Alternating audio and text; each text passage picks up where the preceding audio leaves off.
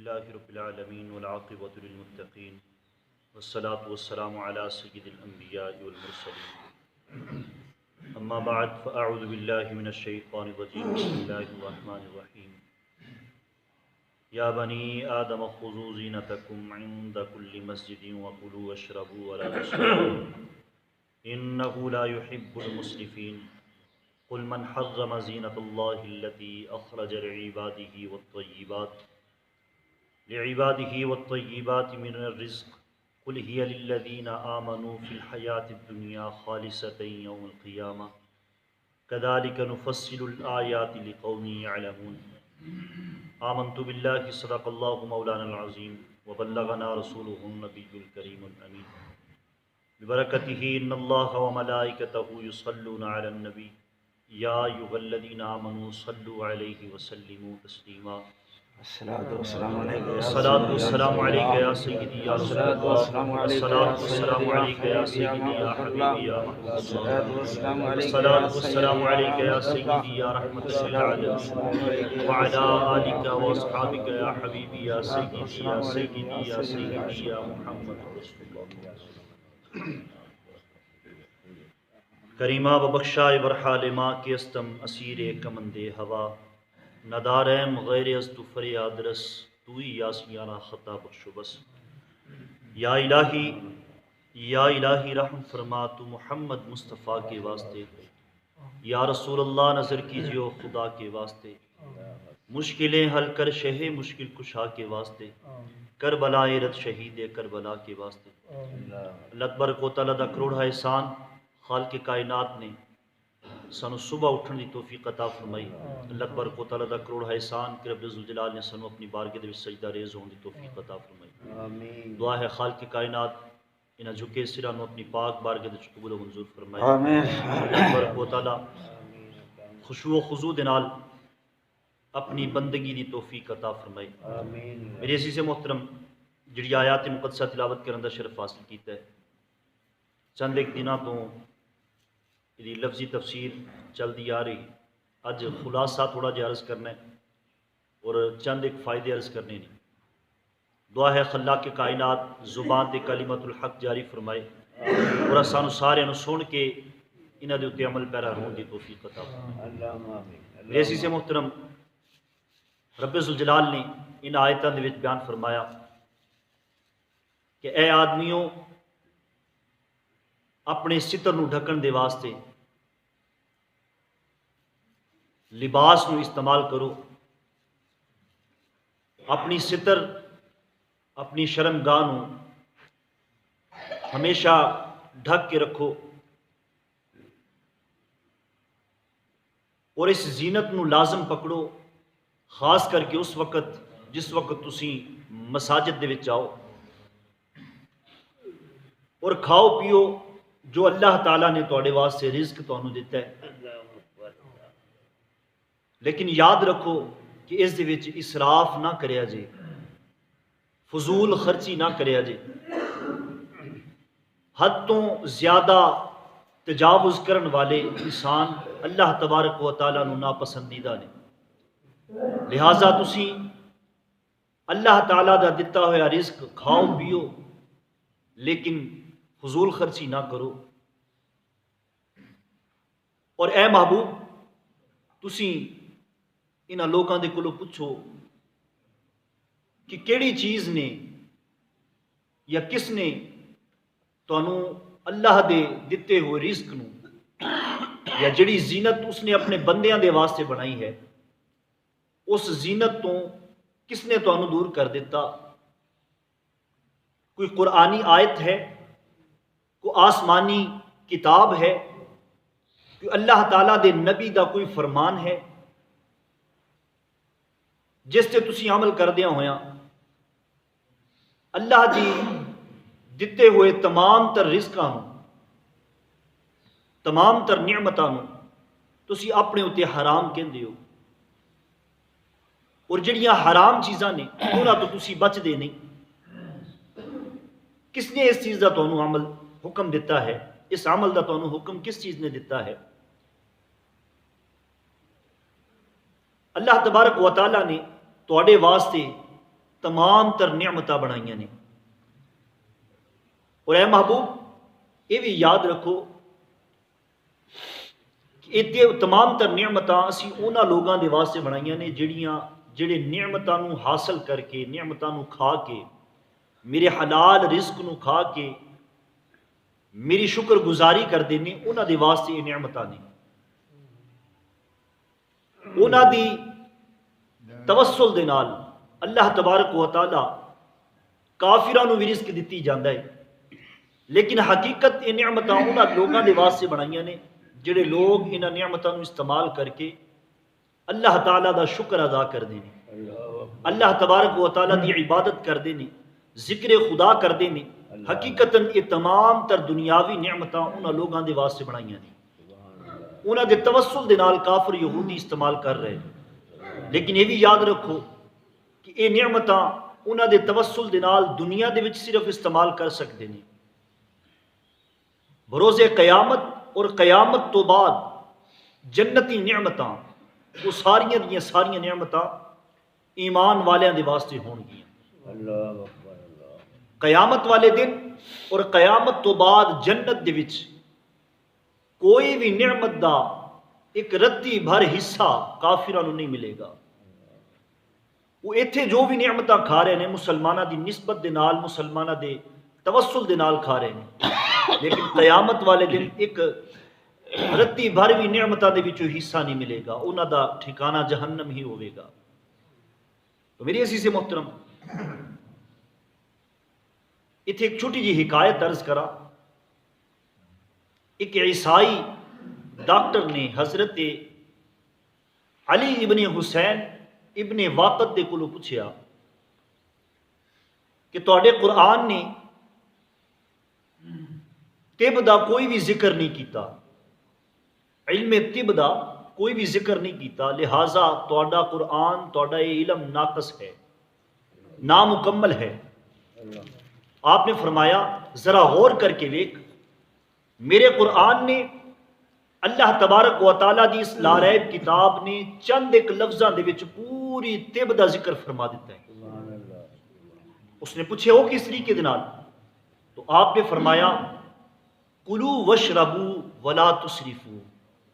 یہ چند ایک لفظ نہیں لیکن پوری طب دا ذکر اس آیا مقدسہ دے اس حصے دے وچ آ گیا, انہاں لفظاں دے وچ سمو دیتا. اس نے پھر سوال کیتا کہ کیا تواڈے نبی نے کیا طب دے علم طب دے بارے دے وچ کچھ فرمایا ہے یا نہیں؟ تو آپ نے فرمایا کہ چند جملیاں دے وچ میرے نبی نے ساری طب دا ذکر فرما دیتا ہے. اس نے پوچھا وہ کس طریقے دے نال؟ تو آپ نے فرمایا میرے حضور نے فرمایا کہ میدا تمام بیماریاں دا گھر ہے. انہاں لفظاں تے غور کریا جی, پوری طب جڑی ہے انہاں لفظاں دے وچ سموئی ہوئی. اج انسان بیماریاں دا شکار ہے. میرے نبی دی اس حدیث مبارکہ تے غور کر لوے, کوئی بیماری نزدیک نہیں آوے گی. میرے محبوب نے فرمایا کہ میدا انسان دا میدا جڑا ہے یہ تمام بیماریاں دا گھر ہے.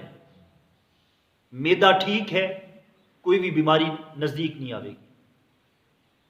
اس تو سانو سبق یہ حاصل ہو رہا ہے کہ انسان دا میدا ٹھیک ہے, میدا مرکز ہے, میدے دی وجہ تو ہی بیماریاں جنم لیندیاں ہیں. تو میرے محبوب نے فرمایا انسان دا میدا تمام بیماریاں دا گھر ہے, اور انسان دی پرہیزگاری, انسان دا اپنے آپ دا تحفظ کرنا, یہ تمام تندرستیاں دا سر ہے. پرہیزگاری یاد رکھو میرے عزیز محترم, پرہیزگاری کس نو آکھیا جاندا ہے؟ انسان اتنے روک کے میں ایک چیز عرض کراں سمجھان واسطے کہ انسان اور جانور دے وچ چند طریقے دا فرق ہے.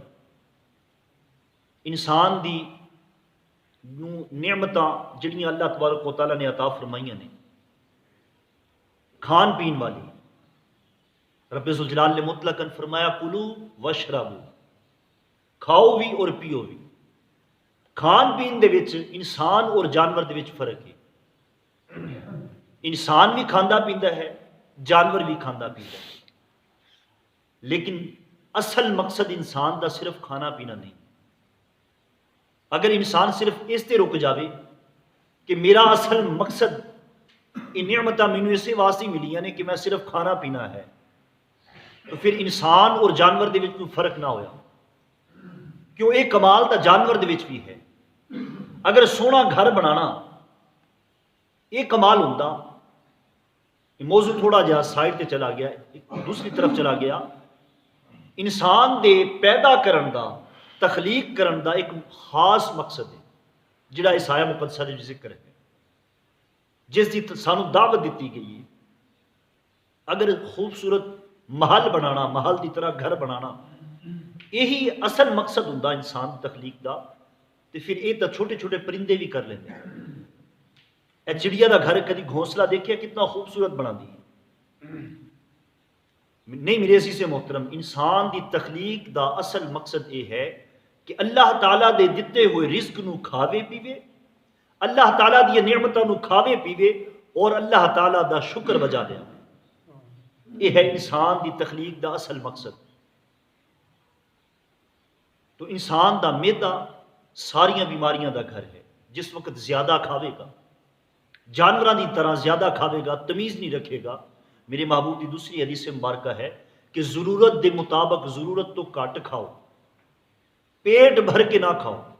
ہاں اللہ تعالیٰ نے دتا ہویا ہے، رزق دتا ہے، وسیع تعداد دے وچ دتا ہے، لیکن اپنے معدے تے ظلم نہ کرو، اپنے جسم تے ظلم نہ کرو. ضرورت تو جس وقت کٹ کھاؤ گے تو پھر معدہ ٹھیک رہے گا، معدے دا ہاضمہ ٹھیک رہے گا اور انسان نو کسی بیماری دا سامنا نہیں کرنا پڑے گا.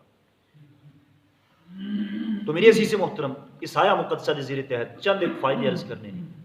سب تو پہلا فائدہ یہ ہے کہ انسان نو اس چیز دی تعلیم اس آیا مقدسہ دے دیتی گئی ہے کہ انسان اپنے ستر پوشی نو مد نظر رکھے. انسان اپنی شرم گاہ نو ہمیشہ ڈھک کے رکھے، چھپا کے رکھے. ہن مرد دی اور عورت دی شرم گاہ ستر یہ وچ تھوڑا جا فرق ہے. مرد دا ستر جڑا ہے وہ ناف تو لے کر گھٹنیاں تک ہے، یہ ستر ہے مرد دا. اس دا چھپانا جڑا ہے یہ فرض ہے. اور عورت دا سر دے بالاں تو لے کے صرف اے چہرہ علیحدہ ہے، یہ ستر دے وچ نہیں آندا. اے گھٹیاں تک ہاتھ جڑے نے یہ ستر دے وچ نہیں آندے. اور ٹخنیاں تو تھلے، گھٹیاں تو تھلے تک یہ پیر جڑے نے یہ ستر دے وچ نہیں آندے. باقی پورا جسم عورت دا جڑا ہے یہ ستر ہے، یہ دا چھپانا عورت تے فرض ہے.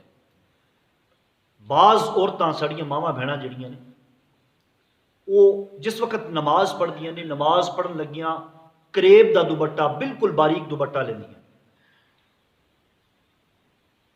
جس دے نال انہاں دے جسم دے بال جڑے نے، سر دے بال جڑے نے وہ ظاہر ہو رہے ہیں. دوران نماز اگر کوئی ایسا دوپٹہ یا ایسا کپڑا استعمال کیتا گیا جہدے نال عورت دا یا مرد دا ستر ظاہر ہوندا ہویا، یاد رکھو میرے عزیز محترم، مطلقاً شریعت اس چیز کا حکم دیندی ہے کہ مطلقاً اس عورت دی یا اس مرد دی نماز نہیں ہوئی. ستر دا چھپانا بالخصوص نماز دے وچ فرض ہے. دوسرا فائدہ اس آیا مقدسہ دے زیر تحت سانو یہ حاصل ہویا کہ تمام تر اللہ تعالیٰ دی نعمتاں وہ مسلمانہ دے واسطے پیدا کیتیاں گئی.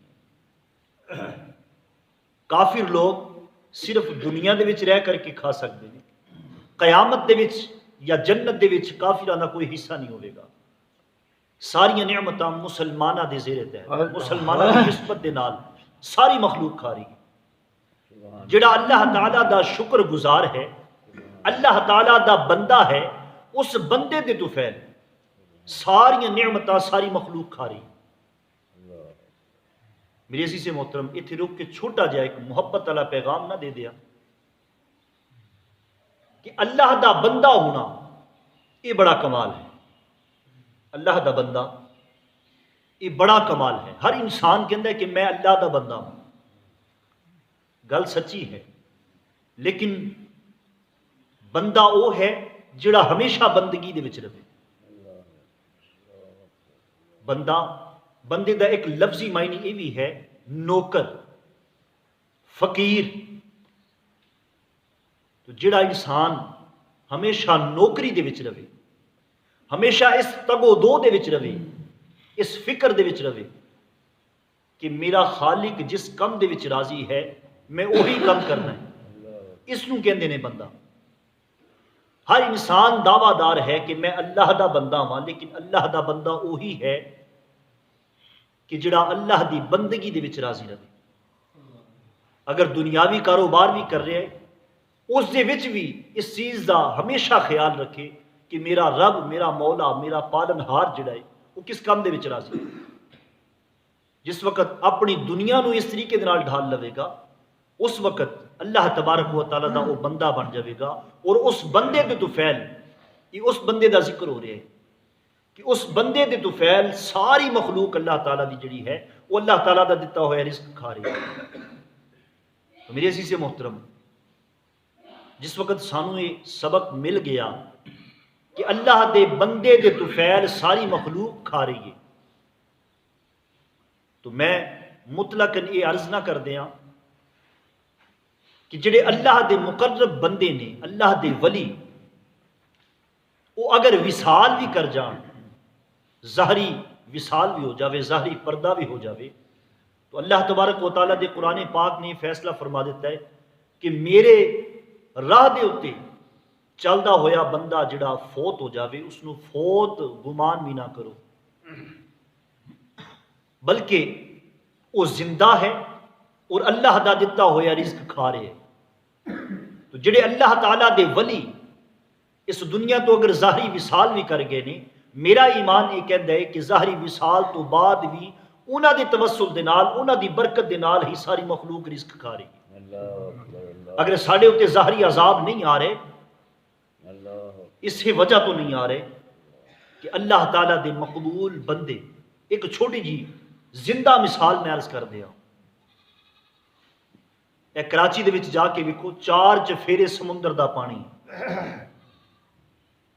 لیکن کراچی دے وچ بالکل درمیان دے وچ ایک اللہ دے ولی دا دربار ہے جڑا وصال کر گیا اور عرصہ گزر گیا. پانی دا ہمیشہ عادت پانی دی کی ہے کہ نیویں تھان لو آندا ہے. کراچی نیواں ہے، سندھ نیواں ہے، پانی اونچا ہے، لیکن پانی دی ہمت نہیں ہے، جرت نہیں ہے. یہ زندہ کرامت ہے اللہ تعالیٰ دے ولی دی کہ پانی دا کم ہوندا ہے نیویں تھان نوں ہونا. اگر اللہ تعالیٰ دے ولی دا دربار نہ ہوندا، اتھے موجود نہ ہوندے، تو کراچی کدوں دا نیست و نابود ہو گیا ہوندا. یہ ہے لوگ ایمان والیاں دے واسطے. اللہ تعالیٰ دے ولی اگر ظاہری وصال بھی کر جان، پھر بھی ساری مخلوق انہاں دے توسل دے نال، انہاں دی برکت دے نال ہی اللہ تعالیٰ دا دتا ہوئے رزق کھا رہی.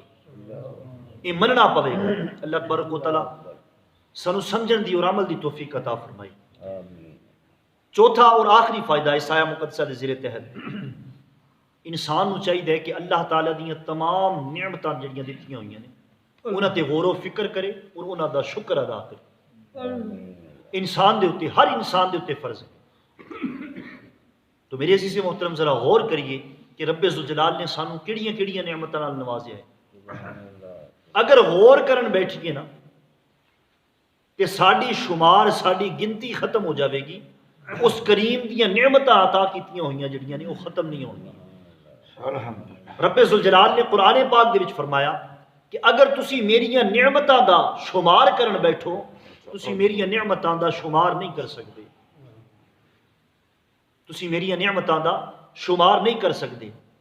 تو پھر بندگی اسے دے وچ ہے کہ رب ذوالجلال دیاں تمام نعمتاں جڑیاں دتیاں ہوئیاں نے انہاں دا ہمیشہ انسان شکر ادا کرتا رہے. ساری زندگی بھی شکر ادا کرے، حق شکر پھر بھی ادا نہیں ہو سکتا.